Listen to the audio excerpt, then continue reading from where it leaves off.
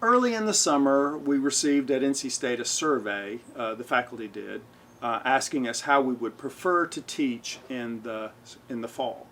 And I initially said hybrid classes, but as things have continued to evolve, I actually have second-guessed that quite a bit.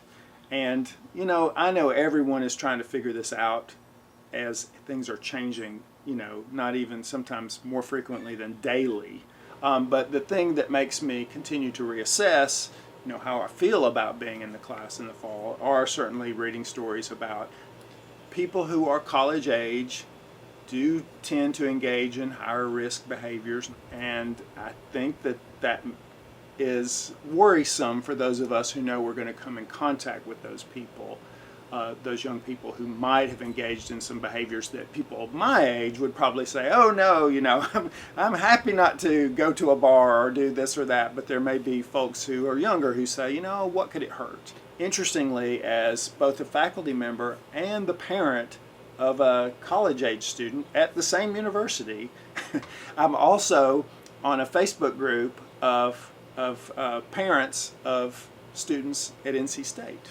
I don't want to generalize too broadly, but quite a few of them don't see it the way that I do. The idea that their students would either be taking all online classes or would live in a dorm but not actually have to go to an in-person class seems to be upsetting to a fair number of parents.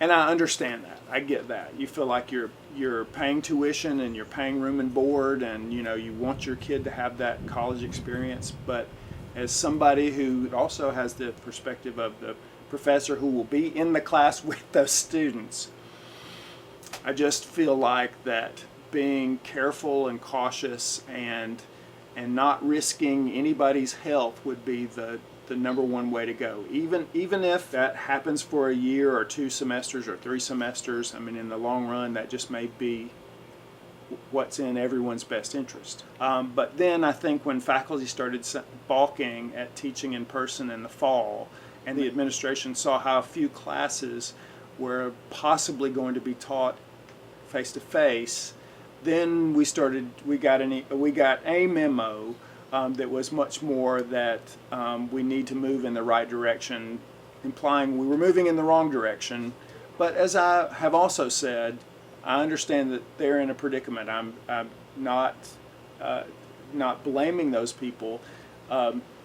There's lots of revenue to be lost if students don't live on campus or if they don't use the dining halls. I have a brother-in-law who works in a dining hall, so he would be out of a job if the dining halls didn't reopen. I totally get how that affects lots and lots of people. But at the same time, it's starting to feel a little bit like there's only one answer to this question. Even though we were asked our opinions, then it turned out that our opinions weren't the answers that were desired.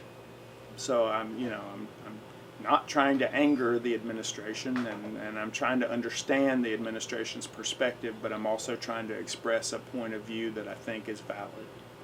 I probably shouldn't say it, but I'm of the people who teach journalism, I'm the youngest one. And certainly, I mean, and we have some people who teach on the faculty who are retired, but they still teach, and they're really important parts of the faculty, but obviously they're in a difficult situation. I have a pre-existing condition that could possibly be a problem if I were to contract coronavirus, so that's in the back of my head as well. I did talk to my doctor about it, and she basically suggested if I could avoid teaching in person, that would probably be better.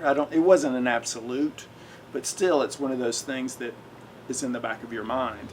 And obviously you're right, a lot of faculty are older, and we value that because that means they have a lot of experience and a lot of wisdom, and but then they are less likely to want to be in a classroom during a pandemic.